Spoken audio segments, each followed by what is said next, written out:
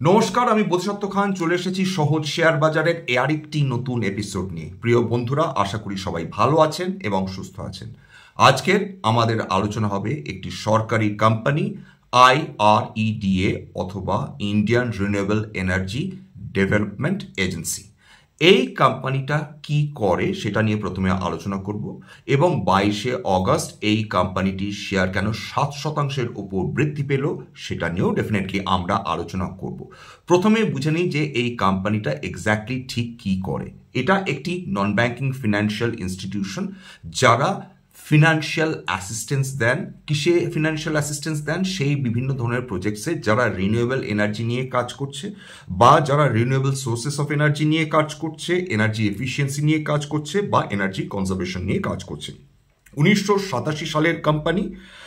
এদের উদ্দেশ্যই হচ্ছে প্রমোট করা, ডেভেলপ করা এবং এক্সটেন্ড করা নিজেদের ফিনান্সিয়াল অ্যাসিস্ট্যান্স ওই বিভিন্ন ধরনের যেটা রিনিউয়েবল এনার্জি প্রজেক্টস তার উদ্দেশ্যে। এটা আগে একটা মিনিরত্ন কোম্পানি হিসাবে এস্টাবলিশড হয়েছিল।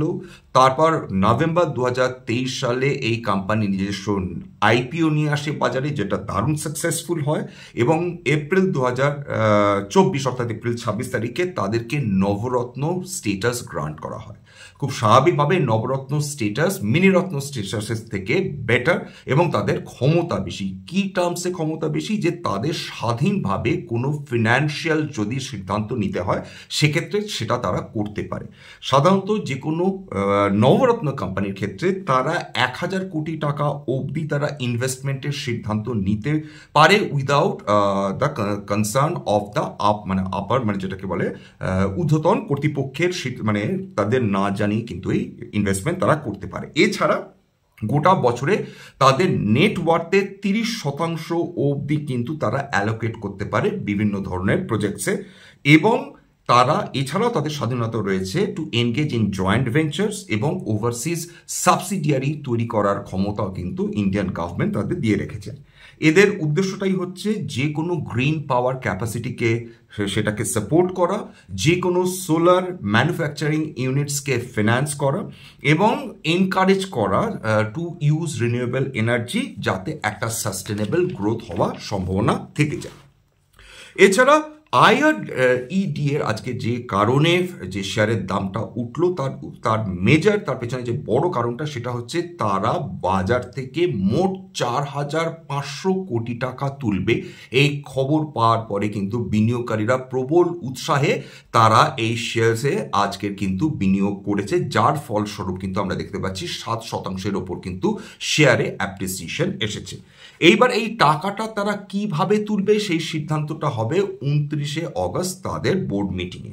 তা সাধারণত যেটা মনে করা হচ্ছে তারা এই যে টাকাটা 4500 টাকাটা তারা ইদার FPO বা ফলো অন পাবলিক অফার অথবা QIP qualified institutional placements, rights issue বা প্রেফারেন্সিয়াল ইস্যু, এই ধরনের সেগুলোকে তার মাধ্যমে তারা এই মোট টাকাটা তুলতে পারে। হতে পারে এককভাবে যে মেথডসগুলো রয়েছে এই যে অর্থাৎ FPO, QIP, রাইটস ইস্যু বা প্রেফারেন্সিয়াল ইস্যু সেইভাবেও তারা এককভাবেও টাকা তুলতে পারে অথবা এই সমস্ত কিছু ধরনের টুলস ইউজ করে কিন্তু তারা টাকাটা তুলতে পারে।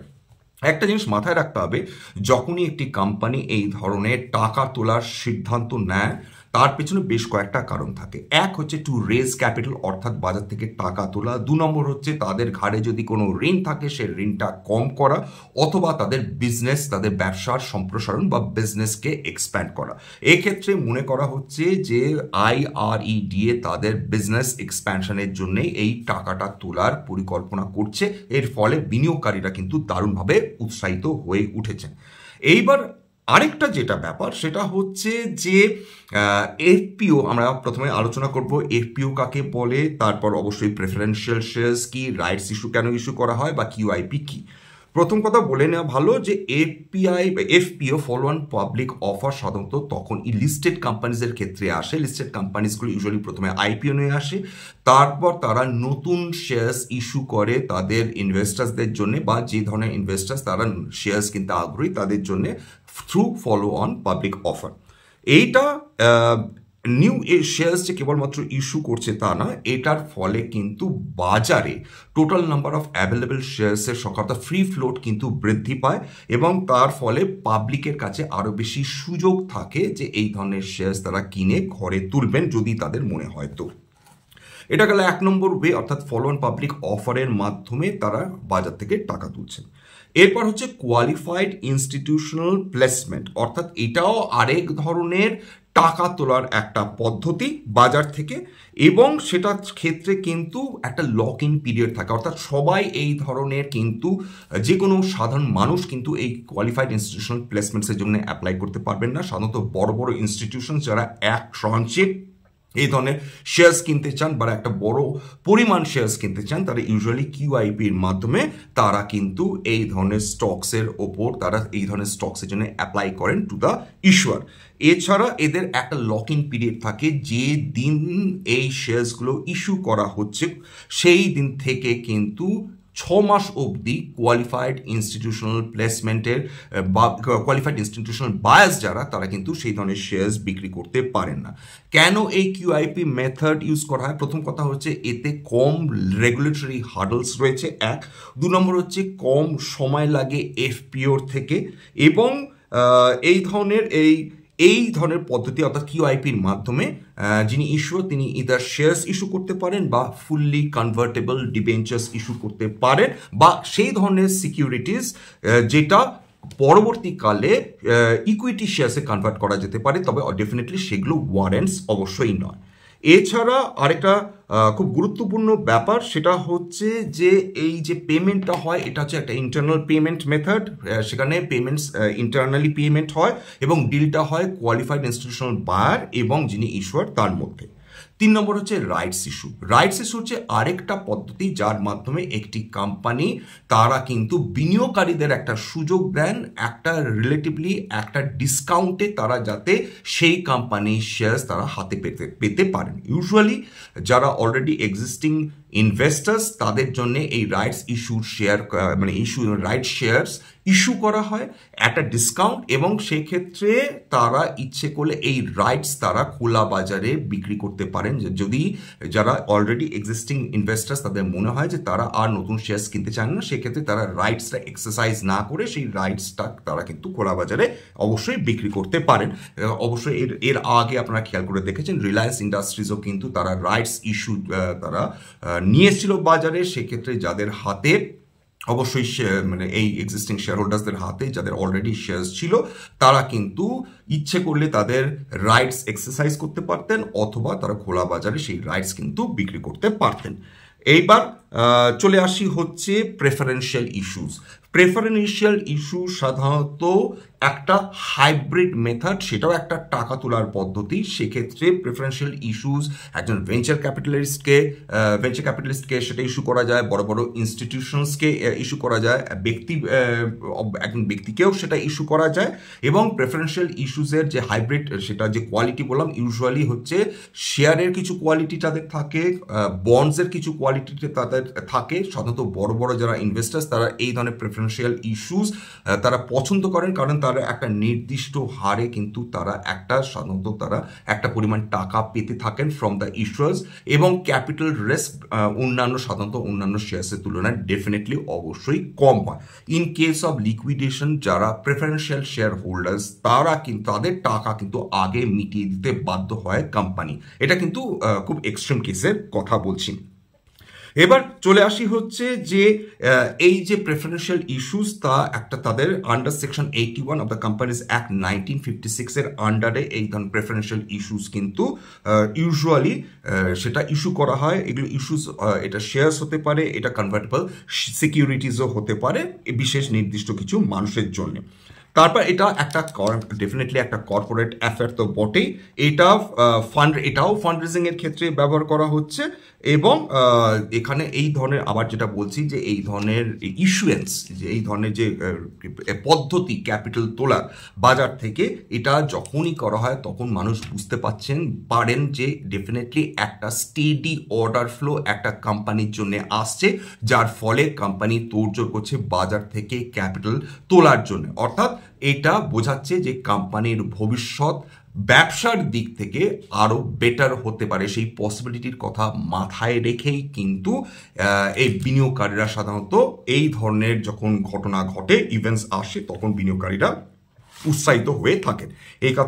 এই কথা বলার প্রসঙ্গে অলরেডি বলে রাখি যে আমি আজকে যে শেয়ার নিয়ে আলোচনা করছি এটা স্ট্যান্ডার্ড ডিসক্লেমার, এটাতে কিন্তু কোনো ধরনের বাই সেল সাজেশন রিকমেন্ডেশন বা অ্যাডভাইস আমি দিচ্ছি না। যদি কেবলমাত্র আমার কথা শুনে আপনারা এই ধরনের শেয়ার্সে ইনভেস্ট করেন তাহলে কিন্তু আপনাদের ক্ষতি হওয়ার সম্ভাবনা থেকে যায়।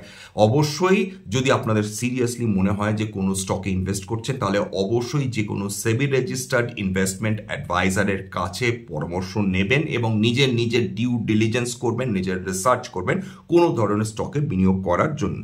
আর এটা কেবলমাত্র একটা এডুকেশনাল চ্যানেল, বাঙালি বিনিয়োগকারীরা যাতে শেয়ার সম্বন্ধে জানেন, একটি শেয়ার কি, শেয়ার বাজার কিভাবে অপারেট করে, শেয়ারের দাম কেন ওঠে কেন নামে, তার ফান্ডামেন্টাল কোয়ালিটিস এবং বিভিন্ন ম্যাক্রো ইকোনমিক ফ্যাক্টরস যেটা বাজারের উপর কাজ করে বা ফ্যাক্টরস যেটা কাজ করে সেটা নিয়ে কিন্তু এই চ্যানেল অপারেট করে। এবার স্ট্যান্ডার্ড যেটা ডিসক্লোজার দেখুন, এই কোম্পানিতে হতে পারে আমার বিনিয়োগ রয়েছে, আমার পরিবারের কোনো বিনিয়োগ নেই এবং ভবিষ্যতে যদি আমার পোর্টফোলিওতে এই শেয়ার থাকে এবং আমি যদি নতুন করে কিনি বা বিক্রি করি তাহলে কিন্তু আগাম বিজ্ঞপ্তি দিয়ে কিনতে বা বিক্রি করতে পারবো না। যাই হোক, এবার চলে আসি হচ্ছে কোম্পানিটার ফান্ডামেন্টাল অ্যানালিসিস এটা করে নেওয়াটা দরকার। এই কোম্পানির মোট মার্কেট ক্যাপিটাল 69,117 কোটি টাকা 22 অগস্ট ট্রেডিং ডে বন্ধ হবার পর। এর 52 উইকস হাই ছিল 310 টাকা, এদের 52 উইকস লো ছিল 50 টাকা। এর stock price to earnings per share PE হচ্ছে 51.5, বুক ভ্যালু হচ্ছে 31.8, অর্থাৎ প্রাইস টু বুক ভ্যালু একটু উঁচুর দিকেই। রিটার্ন অন ক্যাপিটাল এমপ্লয়েড যদিও যে কোনো নন ব্যাংকিং ফিনান্সিয়াল কোম্পানিজের ক্ষেত্রে ততটা গুরুত্বপূর্ণ না, তাহলেও এটা বলে রাখছি। আরওসি হচ্ছে 9.3, রিটার্ন অন ইকুইটি হচ্ছে 17.3। জুন 2023-এ এদের কোয়ার্টারলি প্রফিট ছিল 295 কোটি টাকা। জুন 2024-এ সেটা ক্রমাগত বৃদ্ধি পেয়ে চলেছে। এটা বলে রাখা দরকার যে এই কোম্পানির যে কোয়ার্টারলি প্রফিট সেটা কিন্তু কোয়ার্টার আফটার কোয়ার্টার কিন্তু ক্রমাগত কিন্তু স্টেডি রাইজ দেখাচ্ছে। জুন 2024-এ তাদের প্রফিট দাঁড়িয়েছে 384 কোটি টাকা। এবং আরেকটা যেটা ভালো এই কোম্পানির পক্ষে সেটা হচ্ছে এদের গ্রস এনপিএ বা নন পারফর্মিং অ্যাসেটস কিন্তু ক্রমাগত কমে দাঁড়াচ্ছে এবং জুন কোয়ার্টারে সেটা কমে দাঁড়িয়েছে 2.19%, যেটা কোম্পানির পক্ষে অত্যন্ত ভালো। এবং নেট এনপিএ সেটা আরও কমে দাঁড়িয়েছে, মানে আগের কোয়ার্টার্সগুলোর থেকে সেটা 1-এর নিচে 0.95। এবার এদের কম্পাউন্ডেড যদি আমরা সিএজিআর দেখি, সেলস গ্রোথ দেখি, গত 3 বছরে কম্পাউন্ডেড অ্যানুয়াল সেলস গ্রোথ হচ্ছে 23% করে, যেটা ডেফিনেটলি খুব ভালো। গত 3 বছরে কম্পাউন্ডেড অ্যানুয়াল যে গ্রোথ রেট প্রফিটের ক্ষেত্রে সেটা 53% করে, অর্থাৎ খুবই ভালো। মানে খুব সার্বিকভাবে বলতে গেলে কোম্পানির ফান্ডামেন্টালস কিন্তু ডেফিনেটলি ভালো, তবে মাথায় রাখবেন এটা কিন্তু কোনো ধরনের স্টকের বাই বা সেল রিকমেন্ডেশন নয়। এদের স্টক শেয়ার হোল্ডিং দেখি, ফরেন ইনস্টিটিউশনাল ইনভেস্টার্স তারা মাঝখানে তাদের ইনভেস্টমেন্ট কমিয়ে দিয়েছিল, কিন্তু আবার জুন কোয়ার্টারে দেখা যাচ্ছে যে এফআইআইস বা ফরেন ইনস্টিটিউশনাল ইনভেস্টার্সরা তারা তাদের শেয়ার হোল্ডিং বৃদ্ধি করেছে। বর্তমানে সেটা দাঁড়িয়েছে 2.7%। এবং ডোমেস্টিক ইনস্টিটিউশনাল ইনভেস্টার্স তারা কিন্তু 4%-এর ওপর অবশ্যই তাদের ইনভেস্টমেন্ট ছিল, সেটা সিগনিফিকেন্টলি কমিয়ে এনেছে এবং সেটা বর্তমানে 0.42%। পাবলিকের কাছে হোল্ডিং 21.87% এবং গভর্নমেন্ট অফ ইন্ডিয়ার কাছে 75%। এই গোটা ব্যাপারটাতে এটা বোঝা যায় যে ফরেন ইনস্টিটিউশনাল ইনভেস্টার্সদের ইন্টারেস্ট কিন্তু এই কোম্পানিতে রয়েছে, যদিও ডিআইআইসরা তেমন বর্তমানে কিন্তু কোনো ধরনের ইন্টারেস্ট বা খুব কম ইন্টারেস্ট বা নেগলিজেবল ইন্টারেস্ট দেখাচ্ছেন এই কোম্পানির প্রতি। আজকে তাহলে এত অবধি শেষ করছি। এইটুকুনি বলা যেতে পারে যে অনেক আইআরডিএ গত আইপিওর পর থেকে যে বিপুল জনপ্রিয়তা পেয়েছে সেটা মনে হচ্ছে যে এখনো বজায় রয়েছে, কারণ মানুষের কিন্তু এই কোম্পানির প্রতি বা এই শেয়ারের এর প্রতি ইন্টারেস্ট কিন্তু কোনোভাবেই কমেনি, সেটা কিন্তু বোঝা যাচ্ছে সময়ে যখন বিভিন্ন ধরনের ইনভেস্টার্স এসে এতে বিনিয়োগ করছেন। আজকে এত পর্যন্তই রাখছি। যদি সত্যিই মনে হয় এই ধরনের এপিসোডস বাঙালি বিনিয়োগকারীদের কাজে লাগবে, প্লিজ অবশ্যই শেয়ার করে দেবেন নিজের ভাই বোন, বন্ধু বান্ধব বা আত্মীয় স্বজনের গ্রুপে। এবং আরেকটা কথা যেটা বলবো যে দয়া করে সাবস্ক্রাইব করবেন এবং একটা লাইক অবশ্যই দেবেন। আজকের জন্য নমস্কার।